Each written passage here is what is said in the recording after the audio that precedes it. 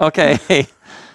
Hello, my friends, and welcome to the RobCast. And this one, oh my word. Kristen Bell has made the journey to the back house, 30 or 40 feet, and I am going to interview this fascinating woman. So welcome. Thank you.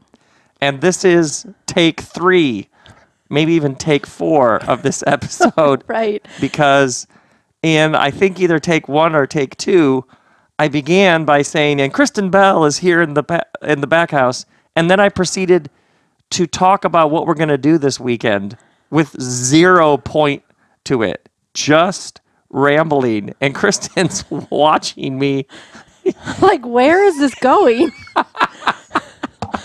like a slow motion car accident, and I'm watching you, and it's that thing when the person's watching you, and instead of like leaning forward, like to offer a helping hand, like to interject some commentary, Kristen, you're just sitting there listening to me, and then we're going to watch some NBA games.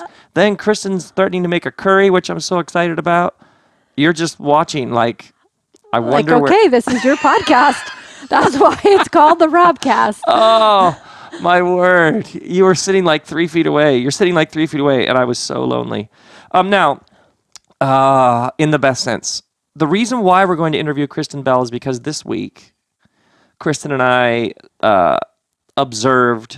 celebrated 24 years of marriage. Right. So this episode is called Kristen Bell on the 2-4, because that just feels like the right thing to call it. And for some reason, I had this question about something she said recently. It was so, well, we'll get to it in a second. And I thought I should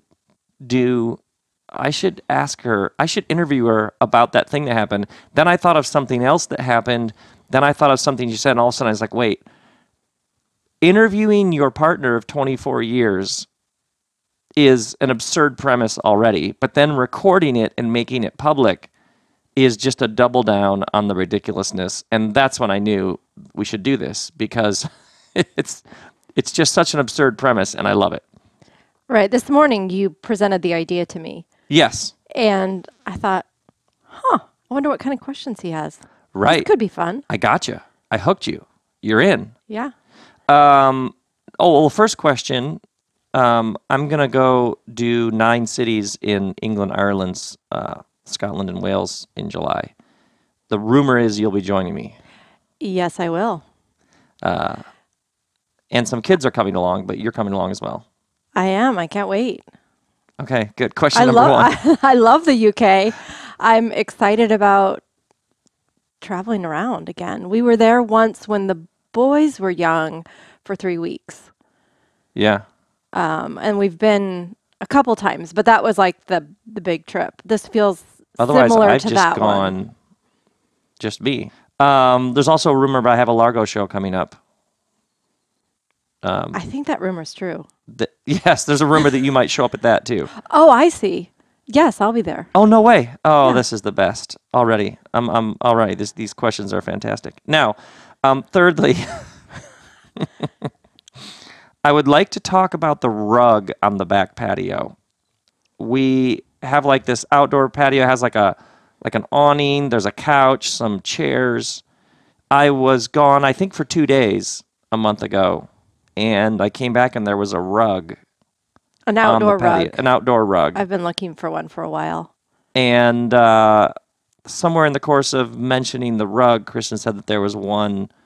This one is like a neutral tone with greens in it, but she mentioned they also made one that was neutral with blues in it. And I said... do you know they make those out of recycled water bottles? Do they really? Yeah. Isn't that cool? Okay, so you just like spray it off. But it's nice. It you feels can spray like a that rug. thing? Yeah, that's how you're supposed to clean it. You're supposed to like spray it with a hose or something. It's an outdoor rug, but it doesn't feel like an outdoor rug. Oh, I'm learning all sorts of things. I know. Now, in passing, said something along the lines of, "Oh, they make that because it was purchased and installed and laid down there while I was gone." I said something like, "Oh, they make it in blue as well," and you said, "Yes, and when this one wears out, feel free to go get one in blue." Now, I felt like you were saying 100 things to me in that moment. And I'm wondering how much of that, I'm going to call it a retort, was planned. Did you know I would comment on this? Were you essentially saying to me, just get it out of your head that we're taking that rug back to get the blue one? Oh, man. I do think it was kind of symbolic.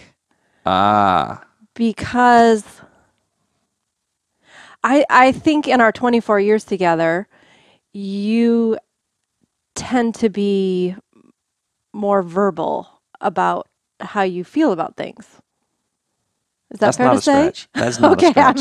I'm looking at your face. I don't think for there's like, one person listening to this going, no way. and my nature is to want everybody around me to be happy. Yeah. So I would say in the past, our home, because we tend to remodel whatever home we're living in. Yeah. Unfortunately, I mean, Yes. it's fun, but it's also Brutal. Yeah. it can be difficult as well. So I just think we've had a lot of experiences where you tend to have stronger opinions about things, and so I just go along with it. But I was really inspired when we stopped at that shop on the way to Santa Barbara, the Sacred Space. Yeah. And they have all of the store itself has this incredible outdoor space. Yeah. It's like a bookstore, gift shop, meditation space. They created it as Temple.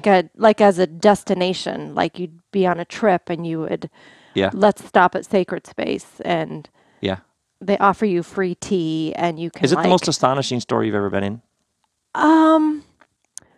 well, I guess in that category of store. Yeah. It was just very special. Like you walk in and you feel transported. Yes. I felt the same way. And you walk in and the people who work there immediately offer you a cup of tea for free, which kind of sets the tone. And yeah, you just wander in among these rooms with candles and stuff you can purchase and things that inspire you. And then, but the part that really inspired me was the outdoor space. They have all these, I don't know what the word is. I'm thinking like pagoda. These like kind of covered patio areas that have lots of plants and pillows, and it just makes you feel like you want to sit and meditate. And you at least I Makes look you at that. feel like you want to sit and meditate. I look at that and I think, oh, the meditation that I could do if I only had that.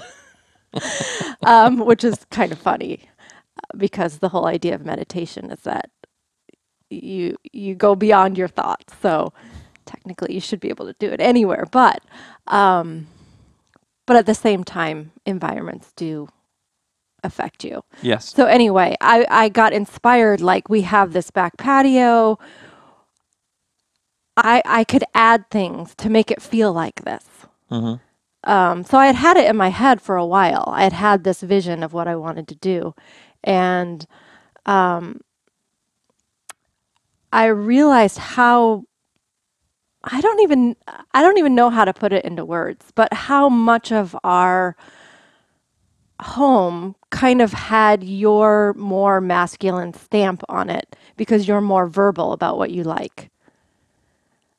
Like we don't live in the kind of house where there's lots of fringy, fluffy. You have a strong aesthetic, which is great. You love architecture, design. So it's been rare in our 24 years that I've just said, no, this is what I want. I don't really care if you don't like it. So Yes. Look, I love this. All these layers in that one response. Keep going. right. So there was a bit of that. Like when you were gone for the weekend, I got inspired to go and create our pagoda, or at least add some things to it, and found this rug that I loved. And I knew it was a risk to buy it without you, but I bought it and I cut off the tags so it was unreturnable.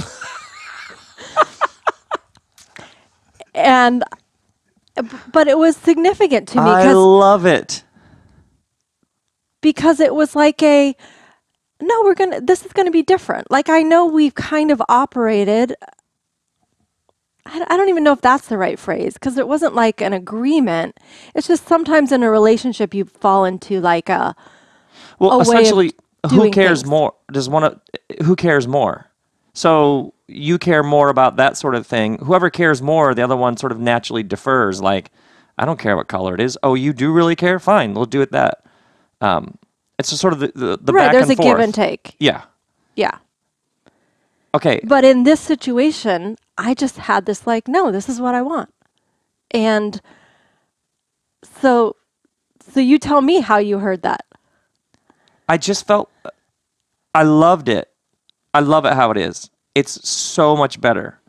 And that comment, it was so quick and it was so sharp and it was so effective. Like, do they make one in blue?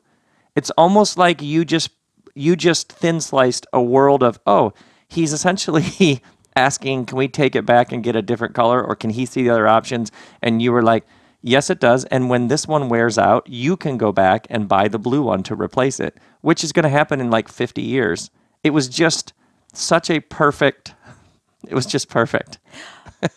But it said something to you. What did it say to you when I responded that way?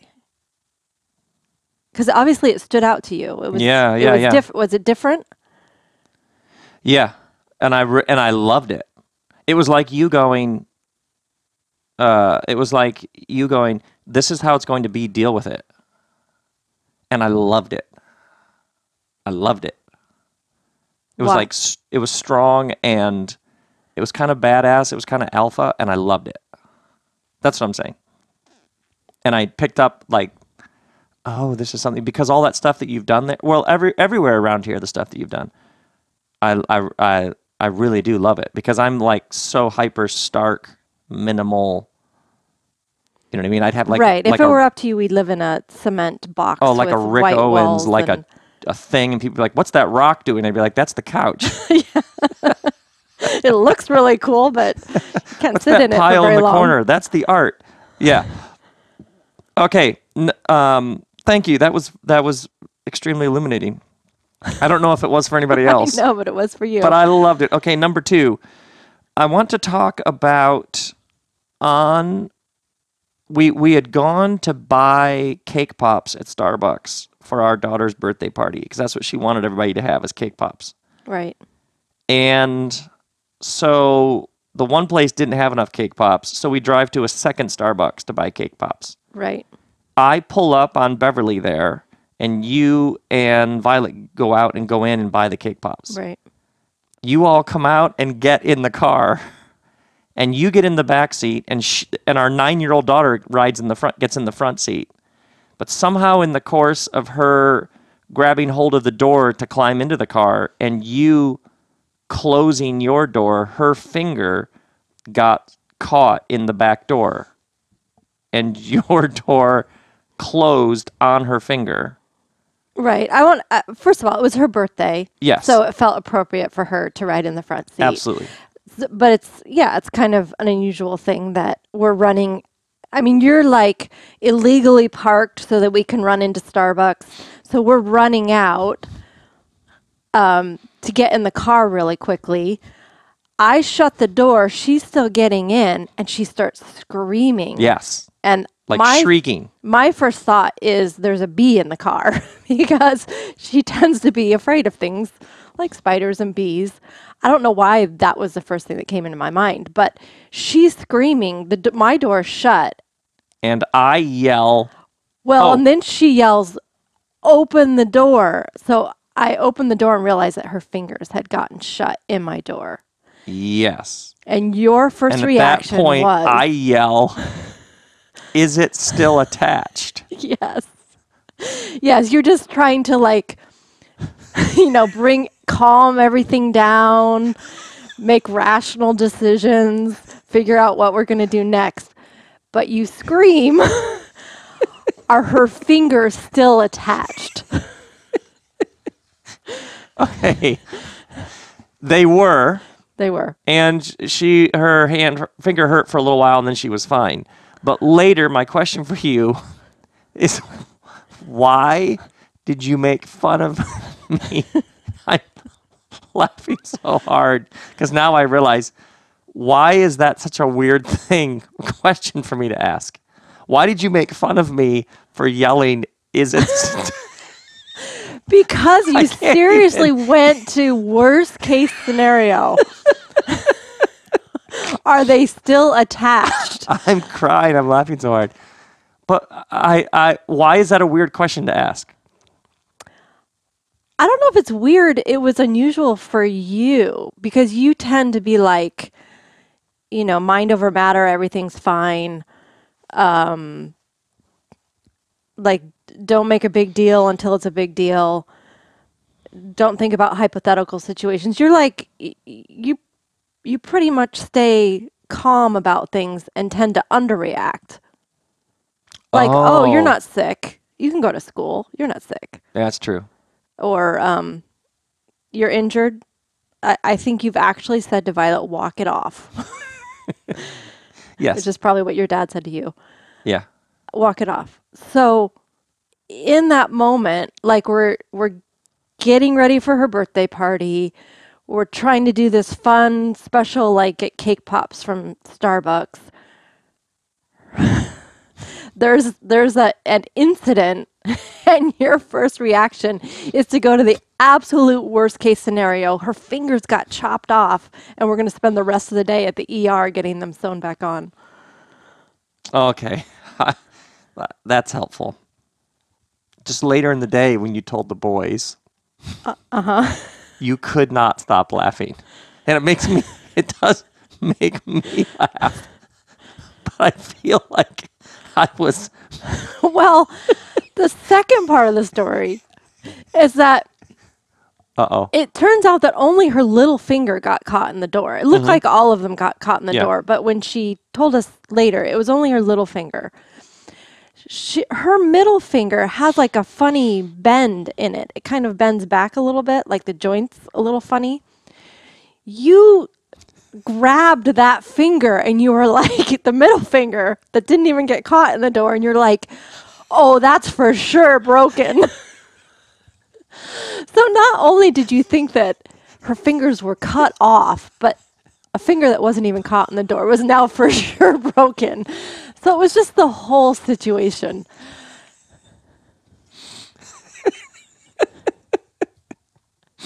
I don't know why. It made me laugh when you were making fun of me that day, and it makes me laugh even harder now. Okay.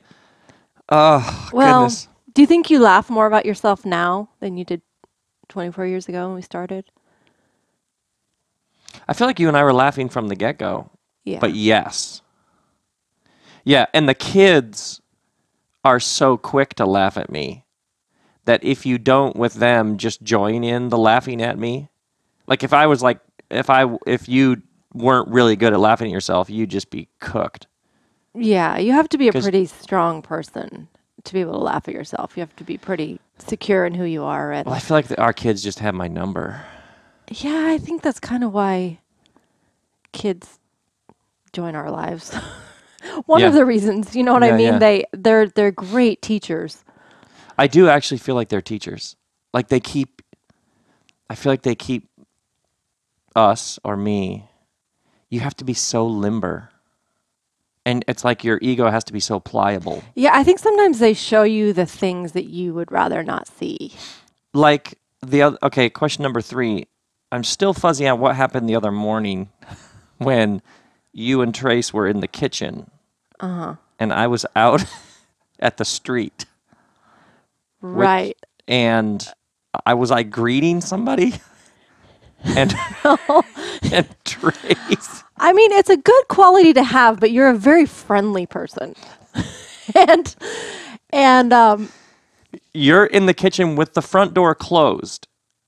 I'm out at the street. Right, and we can hear you greeting somebody. I don't know if they were they must have been across the street, because your greeting the volume was turned up to 11. And it was like hey, how you doing? how are your kids? What's going like you just there were lots of questions and they were at full volume. And this was at like 8 o'clock in the morning when things are still a little And quiet. And I think when you came back in, Trey what did said Trey say? he said something along the lines of, if you had done that to me, I would have taken that as an act of aggression.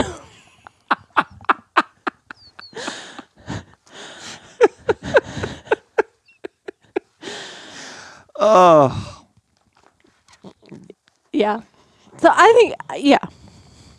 It was just your exuberance. man, oh man, oh man. Okay, so now It's a that beautiful we've thing. covered you laughing at me, you mentioned meditation a moment ago, Right. and I've observed that you have a regular practice of meditation. Can you help me understand how you quiet your mind? How quiet does it get up there when you're meditating? How much monkey mind do you have? How quiet, how still does it get? Because you've been doing this for a while. So Right. Honestly, it depends on the day. Okay. It depends on what time of day I do it. It depends on how many things have already like gotten into my head to like stir it all up. Sometimes I think that's why a lot of people or meditation teachers often say you should meditate first thing in the morning because it's usually when your mind already is the quietest. And I think sometimes the idea of meditation is just that you get a taste of it so that you know what it feels like to have a quieted mind. You know, then you can compare like what it feels like to have a quieted mind to what it feels like to have when you're at your craziest, busiest, anxiety spinning. And I think sometimes you get that taste so you know what you're after. And it's also a good motivator because meditation can be discouraging, especially when you sit down. I find when I sit down, when I'm already upset about something or at the end of the day where I'm just in that more of that thinking, problem solving, juggling mode, it's a lot harder to find that stillness. But sometimes in the morning, or sometimes for me, it happens like at the end of a yoga practice. Because in yoga, it's like a whole hour of somebody guiding you through different poses where hopefully you're present in your body. You're thinking about the poses. You're not thinking about what you have to do later or the issue you have with so and so, or you're not thinking about, hopefully, you're not thinking about stressful things. You're thinking about the poses. And there's also something about something that's physically challenging that you have to breathe through that helps quiet your mind and just I honestly think it's a process. So it's a quieter mind. And I know probably, people who have been doing it a really long time do find that space of being detached from their body. But I'm I think I'm one of those people who for a long time said, I can't meditate. My mind's too busy. I have a monkey mind. I'm just not one of those people that can do it. So I try to just celebrate the What little made progress. what made you stick with it? What made you stay at it? Well, I think for one, how often the spiritual teachers that I respect all say like, this is the way, this is the path. And then some of the stuff I've studied, some of the research just on what's happening in the brain when you quiet it, I just became convinced that a huge part of our anxiety is the mind and how it can spin out of control. And that I'm trying to think, I think maybe That's well said. Eckhart Tolle was one of the first ones that,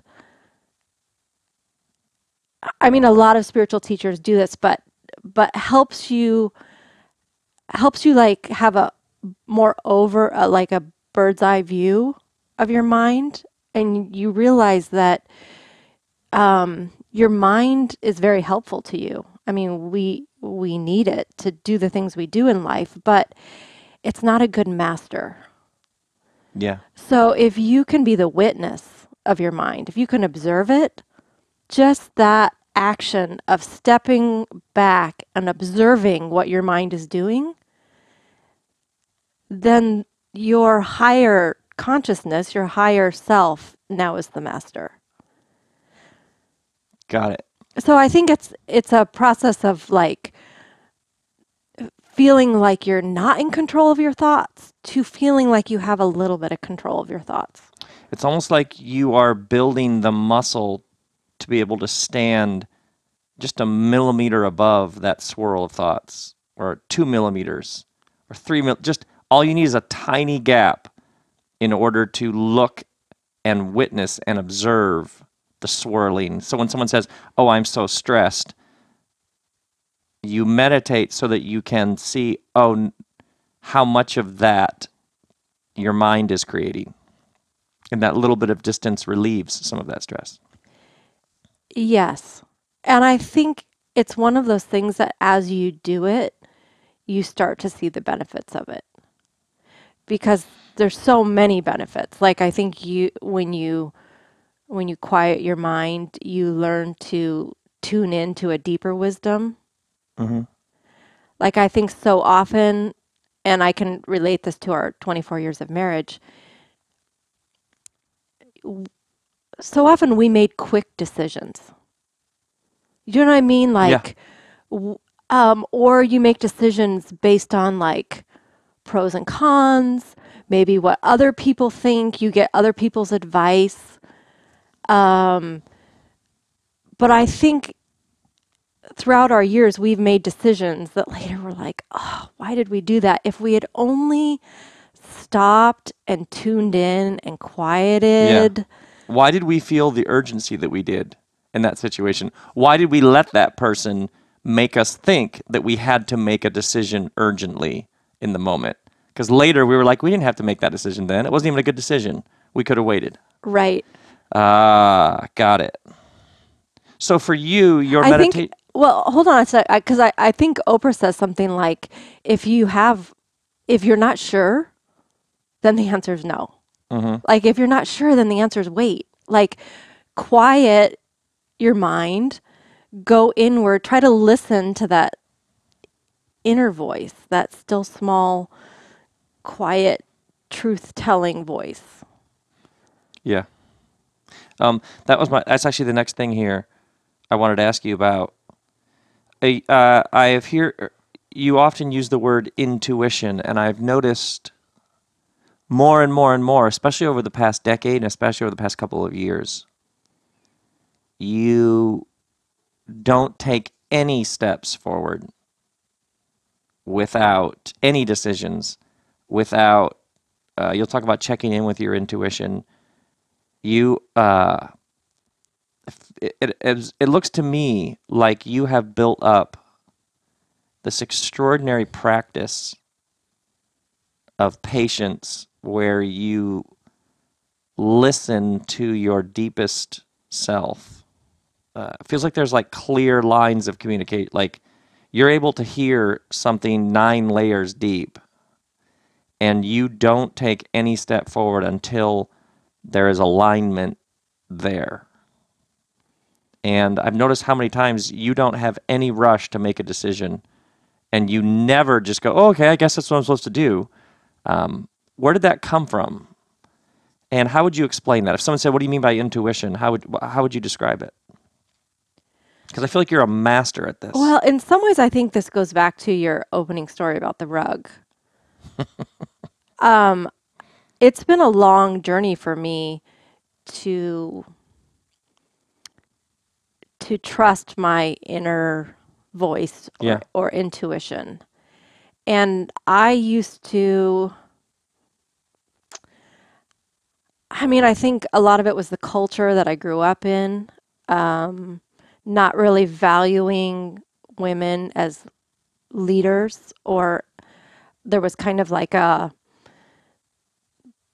there's men can just do certain things better. That's the culture that I grew up in, especially when it comes to leadership and making decisions. So so there were a number of times in our marriage where we made decisions where I had a strong feeling that we shouldn't do something, Yeah. but I didn't trust it. Yeah. And I thought that you knew better than me. I thought that you were more connected to the divine or God. At that time, I would have said God. Or there was like this whole belief, like that God wanted us to do certain things. And sometimes it involves sacrifice, and God wants you to sacrifice. That it's part of building character. These were all these were all beliefs that I absorbed along the way. And so we got into some situations. The one I'm thinking about was living on Fifth Street, Yeah. where I found myself really depressed. You like violated what Yeah, I knew it. you And knew it. looking Yeah. back, I can see that. I knew it, but I didn't listen because I assumed that other people and you and whatever this concept of God I had of the time, like Yeah. everybody knew better than me. There you go. There you go. That like a deep mistrust Yes. of what your deepest sense was telling you. So how long ago was that? 10 years ago? Yeah. I feel like that decision ended up being very painful for me because I ended up in a place of depression Yeah. and really beating myself up over it. Because you knew. Well, not only because I knew, but like beating myself up because it's like, why can't I just overcome this? Do you know what I mean? Like we were in a situation and it didn't feel right to me, and I was like, why can't I just like pull myself up by my Right. bootstraps Okay. and overcome this? Just push through. Push through, but I couldn't. It was almost Got it. like that same like intuition, body knowing, Yeah. higher intelligence that resides within me was like, I'm not going to let you. It's almost like if you override your deepest inner wisdom, then your deepest inner wisdom goes, you unplugged me when you Yeah. stopped listening to me, so you're on your own. You're floating around disconnected from yourself, Yeah. from the divine, from inspiration, from possibility, from even like love and acceptance, because in the midst of this, I was beating myself up. Like a strong person would be able to do this. So then I think looking back on it, I mean, we got through all of that. I mean, I finally got so miserable. I just had to tell you, like, I can't do this anymore. And so then we made changes. But there've been a couple times like that in our life where I've gotten so miserable. I can think of only two, but where I've gotten so miserable, I've just said, Rob, I can't do this anymore. I'm so sorry, but I can't. Because again, going back to the rug thing, I'm wired. I mean, I guess it could be I don't know if I want to say I'm wired, but I have a desire to make everybody around me happy. And I think it becomes dysfunctional when it comes at the cost of making myself happy. Like I need to make myself happy first, and then if I can make others happy, Bonus. But it for most of our marriage, it was the other way around. I was just wanting to make everybody happy, and my own happiness came last. And I just found myself in some situations that I couldn't just muscle through. because my observation is that was like a turning point for that pain. Something within you is like, never again will I bypass. Yes. It's almost like, I bypass those gauges on the dashboard. Well, I think that's the beautiful thing about those kind of painful situations is because there's such strong learning moments. Yeah. Like I was like, I never want to be in that kind of situation again. Yeah. And so if that's the case, then I need to learn how to listen. Yeah. And it's been a process. Like first you have to learn how to quiet all the voices in your head, the beliefs, sometimes you have to question the beliefs that you've just kind of absorbed through your culture.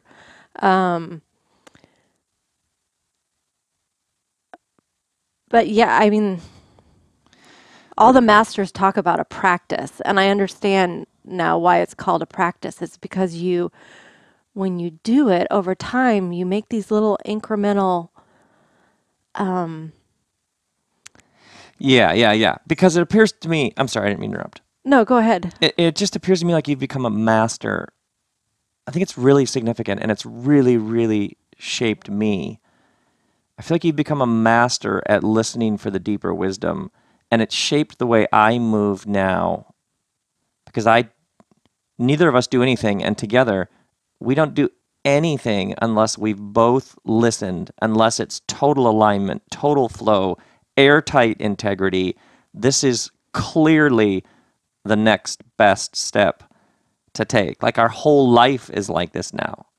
Like it used to be we'd do stuff and then later we'd be like, what were we thinking? I guess we didn't want to just let that person down, or it just felt like it. And now it feels like we almost never have those experiences because it feels like we're moving so much slower in the best sense of the word.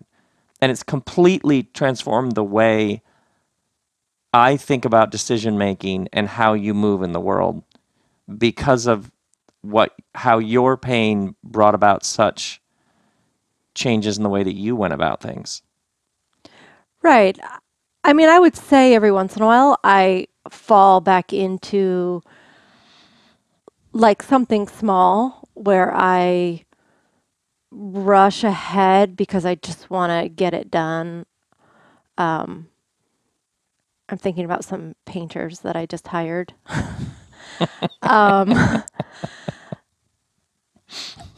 Because, I mean, sometimes you think like, well, this applies with the big decisions, but I would never I don't want to sit around and run every single decision all day long through this whole slow process because you got to live. Well, and I think we're also, at least I'm sometimes I just want to get things done. Yeah. But in this last situation where I just wanted to get this job done and I hired painters, it ended up costing me a lot of time and energy because of them not being good painters and made a lot of mistakes and I mean, et cetera, et cetera. So it just got reaffirmed for me. No, this process, it's true with every decision that you make. And I do think that our lives, we live with much more flow and ease. That seems to be every season, that seems to be increasing. Mm-hmm. And I think you do start to notice patterns. Like, when... yeah. I'm not sure how to put that into words. No, it's really, really significant. And how many people you and I have interacted with who have questions, and yet they know exactly the answer to their questions. They just haven't learned to trust what their true self is telling them. It's shouting to them. Their bodies are shouting to them with a megaphone.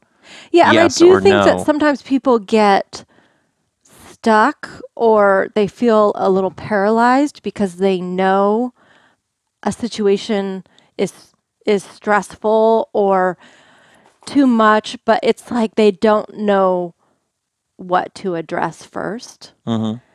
And I do think it's important.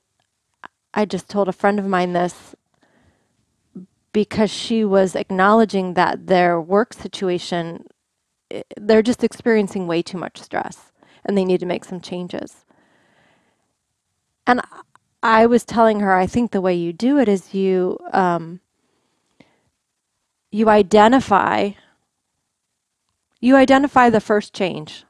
Like you're how to be here. You start with number one. Mm-hmm. Like you identify the first change and then you sit and you wait for the creative solution. But I do think sometimes it's just a matter of not feeling stuck. Like being in that space of there are creative solutions, there are possibilities. It may not feel like this whole big thing can be solved and maybe it's going to take some time, but let's start with the one that we can identify, or let's identify 3. Yeah. Let's identify them and then let's kind of surrender it and wait for the creative solutions. And that's how it's felt in our life. And they always come. They do. And sometimes it takes longer than you'd like, but they do. They do. You start to learn that. Then you start to trust that, which reinforces the speed. Slow down. The solution will present itself. There's no rush. Anybody who's telling me there's a rush.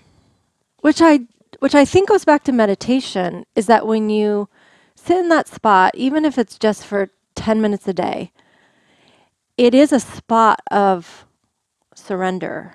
Like in those 10 minutes, everything's fine, even if it doesn't feel like it is. Yeah, all the work is done, even if it isn't. Right.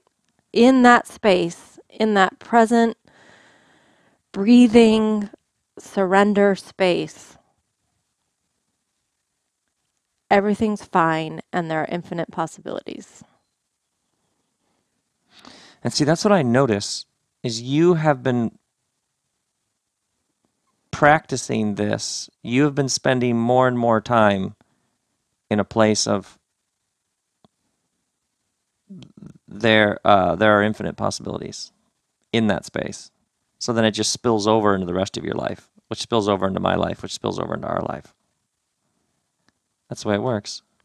That's great. Okay, I have another question based on this. I have heard you, because you're always dropping all these fascinating research and studies and things that you come across, but I've heard you mention neuroplasticity on a number of occasions and your fascination. You're deeply compelled by this. So if somebody says, well, what's neuroplasticity? What's the most basic explanation? Gosh. I feel like I'm still in the study mode. I don't know if I'm Everybody's always ready forever. to articulate. We're all forever in the study mode. There is no other mode of life. But how would you, to somebody say, what's that? The brain can form new patterns, pathways? I'm just going to start throwing stuff out. I know, because I talked to you about it in my state of studying. But it feels like it's something that everybody should know that this is possible. Well, yes, I think it is what excites me about infinite possibilities, is that even our brains, they change throughout life. Depending on what we practice, depending on what we expose ourselves to. And there's research on this. Depending on the thoughts that we think over and over again. Yeah, they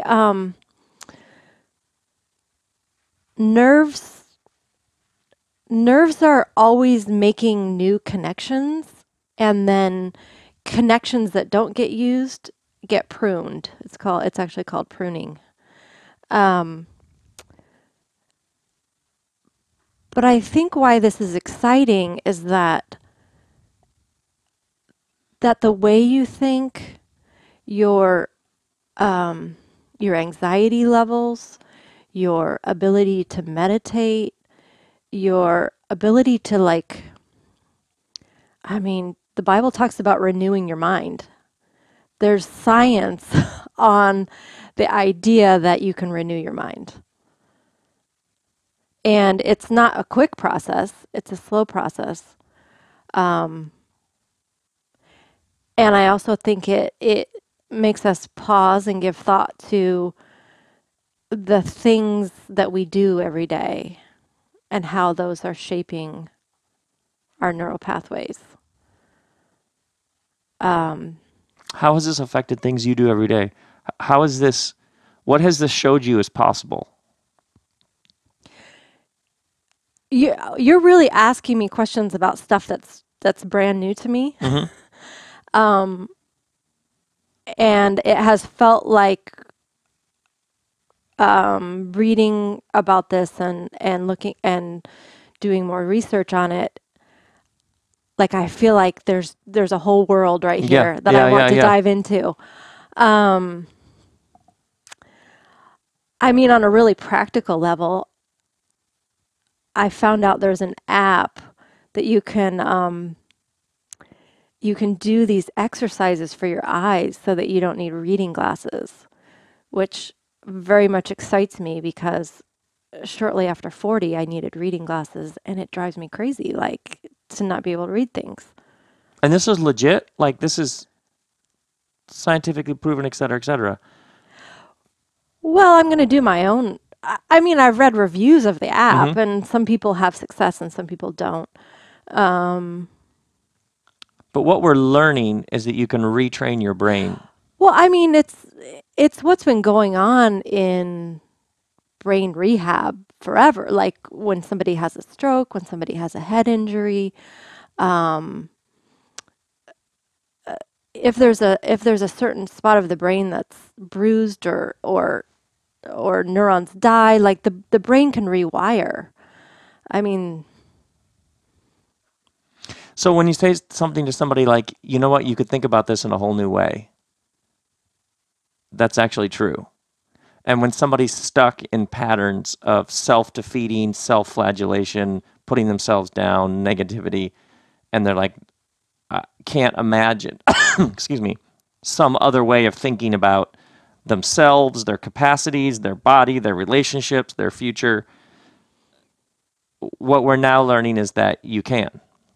right. You can head in like a completely different direction. Neuroscience is actually showing that yeah, new connections form. The brain can operate in different ways. It's yeah, plastic. It changes.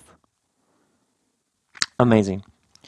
Okay, I have a couple. Well, I have to. I have one more question here. We were at LACMA, Modern Art Museum, right here near our house, ladies and gentlemen, and Los Angeles Contemporary Museum of Art. You saw a giant. There's a giant white and black mural on that one wall upstairs, Right. and I don't know how much time you spent staring at it. And then we went back in and looked at it, and then we met up with Preston later. We went back. Tell me what I know it I have the was. artist name on my phone, but Tell me what it was about that painting. Because I've noticed when you move, because we like to go to art galleries, you move through an art gallery, things hit you, and you just get like, you get yeah. so into it. But in this like, almost like a Zen like you go into like this There's calm so state of For me absorption. there's so much art. Like when you go to an art gallery, there's so much.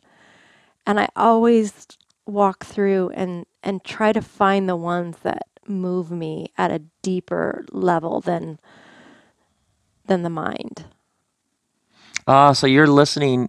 It's almost like you're setting your rational analysis computations. You're like giving that like, you know what? You just sit here and wait for me here.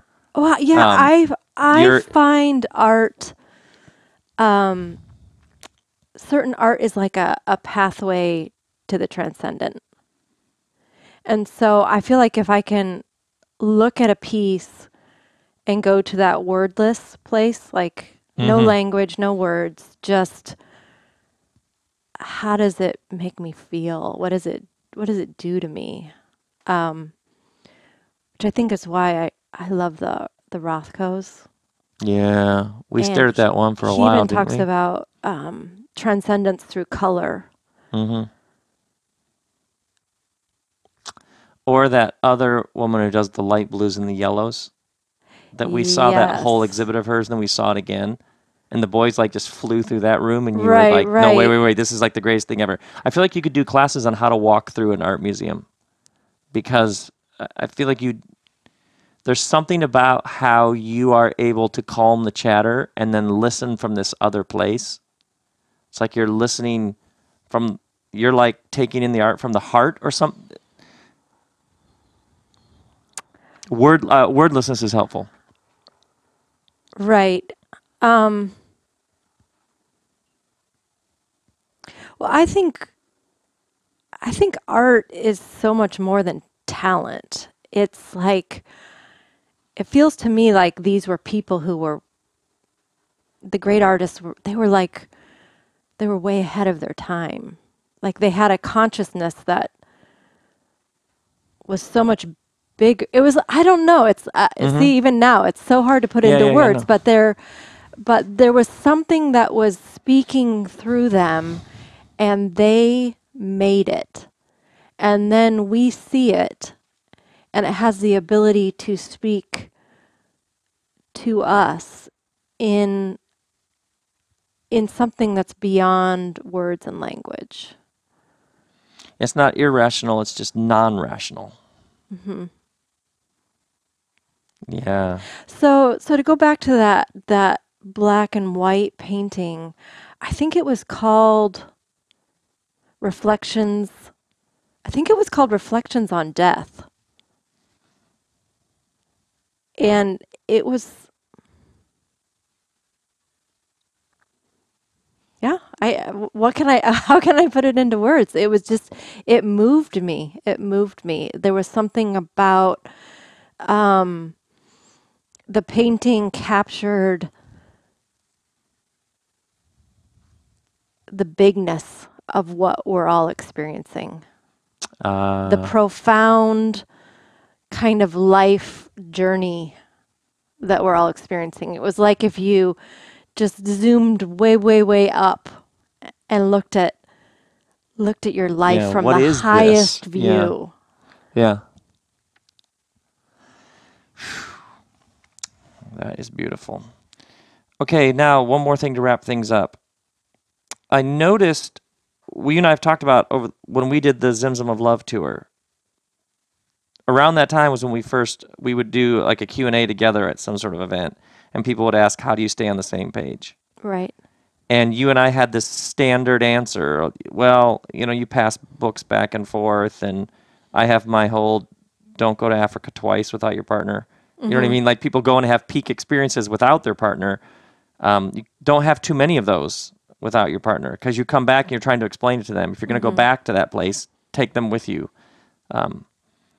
So we had like that answer. Mm-hmm. But then you and I noticed that our answer began to evolve from just, make sure you're being exposed to the same ideas and do things like that answer, which is fine and good and helpful. That like you and I have been on this conversation for 25 years or something.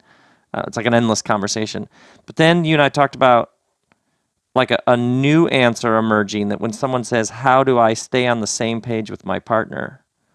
Um, and I thought you had this way of talking about the magical other that I think is so compelling as our sort of response to that question has evolved. And how often when people ask, "How do I stay on the same page with my partner?" there's almost like a notion that people have to be disabused of. Yeah, I think within that question, it feels like there's a disappointment in there. Mm. Like I wish things were different. I want to figure out how to make things different. Um, which also points to like there's something about my partner, if I were honest, they're disappointing me. They're not keeping up. Right. Mm-hmm. And I think it's not I don't think it's actually a posture that makes things better or heals things. Um, because it's focusing on the lack instead of focusing on what's there. And Interesting. I do think that I do think that when you've been together for a long time and life happens and it's easy to blame your discontent on your partner and to identify what you feel like is lacking in them. If only they were this, this, and this, then I would be happy. Which is turning your partner into the magical other. Exactly. And it's placing your joy in their hands. Exactly. And it's essentially a failure for you to grow up. Well, I think it's putting a weight, and not a good weight, not like a kavod type weight, but it's putting a weight on the marriage that the marriage was never meant to hold. Do you know what I mean? Like, it's like, because we're married, I feel like you owe me this, or you need to be this, this, and this. Right. You're supposed to deliver these things. And if you don't, then I am deprived of something, and I then blame you. I'm held back. Which is very different from spiritual maturity, which is owning your own path and your own joy. Yeah, and I do think, to use the word magical again, I think the magical thing that happens is that when you can let go of all your expectations of the other and focus on the things that you love about them, the things that you appreciate about them, the things that you were so excited about when you first got together. Caused you to originally fall for them, yeah. Which is what we talk about in Zimzum, is like going back to that place in the beginning when you got together. Like, there was a reason why you said, I am going to make space in my life for you to thrive. I love you so much. There was something that was going on in that time. Something happened when your soul bumped into their soul. Something happened. And you were like, everything changed for me. And it's like I take joy in sacrificing for you. But I think what happens as time goes on is that you stop thinking about those things that you loved so much, and you start focusing on the problems or or what you see as lack. What they aren't. And I think what that does is it just gets you like in this really bad cycle. It gives you kind of these perspective glasses where you start seeing lack, you're going to see more lack, you're going to see even more, you're going to see even more, you're going to be even more disappointed. But if you can change those lenses to like, look at what we've created together. I love this about you. I love this about you. Like, we don't see this the same, but I'm actually really glad that you helped me see this differently. Like, you may not like the rug I picked out, but you did come around and you were like, I'm so glad you created this space. I love it. Absolutely. Absolutely. Absolutely. You brought it back around to the rug at the 59-minute mark. You brought it back to the rug. I couldn't have mapped this out better. Maybe you should call this episode "It's All About the Rug." Oh, that's pretty good, actually. That's actually even a really good title. Oh, that is good. See, I knew that if I just started interviewing you, you'd say all these things that I've heard you say little bits and pieces, but you say it in one place. Did we wrap up the magical other? Well, yes. I think it's interesting how our response to that question has evolved. Yes. I think it's interesting how you and I started with, how do we stay on the same page? Well, ideas. We'll just make sure you're having similar experiences, and when you read something interesting, share it with them. Which I will say, I think we were on Absolutely. the surface level of what's true, because when you share books, when you share ideas, when you share experiences, you tend to see that person in a positive light. You tend to. Yeah. I mean, speaking of research, I remember seeing research that when you go on a double date with your spouse or when you're out with a group of people, you tend to view them differently because maybe this was in social psychology, because you start to see them As as others. other people see them. There's research on this. Fascinating. Yes. And I think it's fascinating how now, as our thinking has evolved, as we've learned more, when someone says, how do I get my spouse to keep up, or how do we stay on the same page? And that's a beautiful question. We're much more likely to go, okay, first off, set your partner free from having to deliver some sort of thing to you. You Right. own your path, and you own your joy, and you go after your vitality. Do not place that on them. Right. Right. And when a marriage actually hums like it's supposed to, it's when you're getting filled up from the divine, from Yeah. taking care of Yeah. yourself, Yeah. from like being good to yourself, from listening to your inner voice, to not punishing yourself with your thoughts.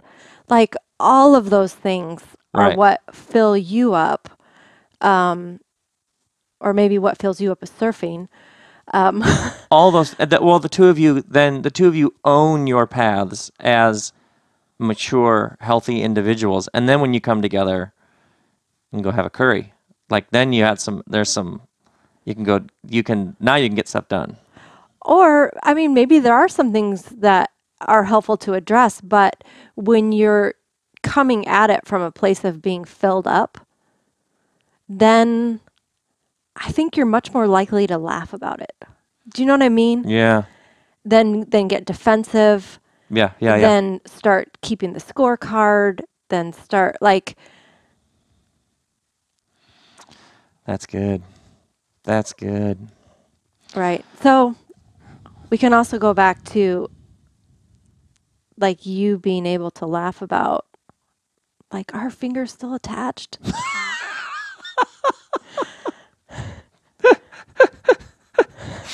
Oh, we're still laughing about that.